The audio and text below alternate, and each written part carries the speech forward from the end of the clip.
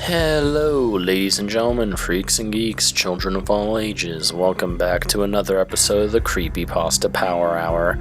In all reality, it's more of a creepy gaming ripoff. Go watch Mullet Mike's channel. Him and some ordinary gamers inspired a ton of my content. And with that said, let's get into it. This is an all-time classic, and I hope you enjoy the one, the only, the infamous Lavender Town Syndrome. The Lavender Town Syndrome was a peak in suicides and illness of children ages between 7 and 12 shortly after the release of Pokemon Red and Green in Japan back in February 27, 1996. Rumors say that these suicides and illnesses only occurred after the children playing the game reached Lavender Town, whose theme had extremely high frequencies. That studies showed that only children and young teens can hear since their ears are more sensitive. I just punched my mic, fuck. Due to the Lavender Town tone, at least 200 children supposedly committed suicide, and many more developed illnesses and afflictions. The children who committed suicide usually did so by hanging or jumping from heights. Those who did not act irrationally complained of severe headaches after listening to Lavender Town's theme. Although Lavender Town now sounds differently depending on the game, this mass hysteria was caused by the first Pokemon game released. After the Lavender Town incident, the programmers had fixed Lavender Town's theme music to be at a lower frequency. Since then, children were no longer affected by it. A video appeared in the 2010s using a special software to analyze the audio of Lavender Town's music. When played, the software created images of the unknown near the end of the audio. This raised a controversy since the unknown didn't appear until Generation 2. The unknown translate to leave now. And that was Lavender Town Syndrome, and let's get into the analysis. Frankly, it's fucking ridiculous. Back in the early 2010s, every PokeTuber would mention stuff like the banned Pokemon episodes, the one where James had massive fake tits, the one where Park Ranger pulls a gun out, or the most infamous banned episode, Electric Soldier Porygon. Electric Soldier Porygon caused seizures in hundreds of children, and everyone that heard of the episode knew of the incident. If hundreds of Japanese children jumped off buildings and hung themselves, we would have known about it. Obviously, we all know, in the year of our Lord, that it is all a crock of shit. So you might be thinking, Sinclair, why did you bother covering it? You can read that in like a minute. Why bother?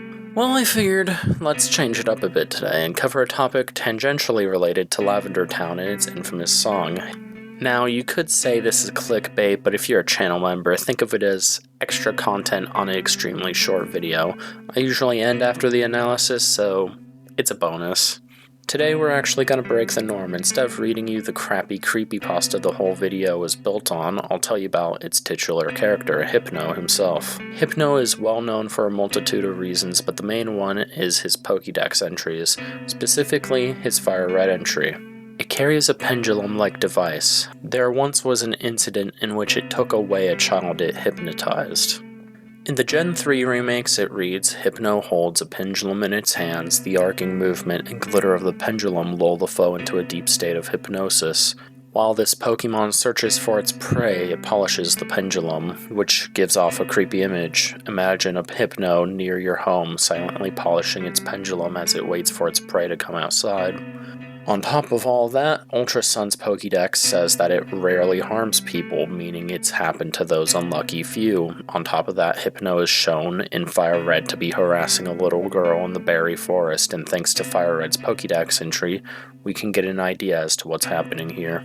There is also the controversial episode Hypno's Nap Time. Ash, Misty, and Brock arrived in Hop Hop Hop Town, and the gang finds out there's a bunch of missing children. Throughout the episode, Ash begins tracking some sleeping waves to a rooftop garden. Here he learns that the Poke Lovers Club has been admiring Hypno because they've all become insomniacs due to the stresses of city life. Hypno used hypnosis on Misty, and she began acting like a seal. She ran to a nearby park where they discover all of the missing children. They use a drowsy in order to reverse Hypno's hypnosis, and everyone goes back to normal. And can I just say, it's fucking weird that everything Hypno-related relates to children. It'd be bad enough if you saw grown-ass men and women, carpenters, painters, cops, nurses, doctors, everyone alike, acting like Pokemon, but it's children. It's just weird. Anyways, with all the context that makes Hypno itself a weird and somewhat creepy Pokemon, let's listen to Hypno's Lullaby. Come, little children, come with me. Safe and happy you will be. Away from home, now let us run. With Hypno you'll have so much fun. Oh, little children, please don't cry. Hypno wouldn't hurt to fly. Be free to frolic, free to play. Come with me to my cave to stay. Oh, little children, please don't squirm. These ropes I know will hold you firm. Now look to me, the pendant calls. Back and forth your eyelids fall. Oh, little children, you cannot leave. For you, your families will grieve. Mine's unraveling at the seams, allowing me to haunt their dreams. Do not wail and do not weep. It's time for you to go to sleep.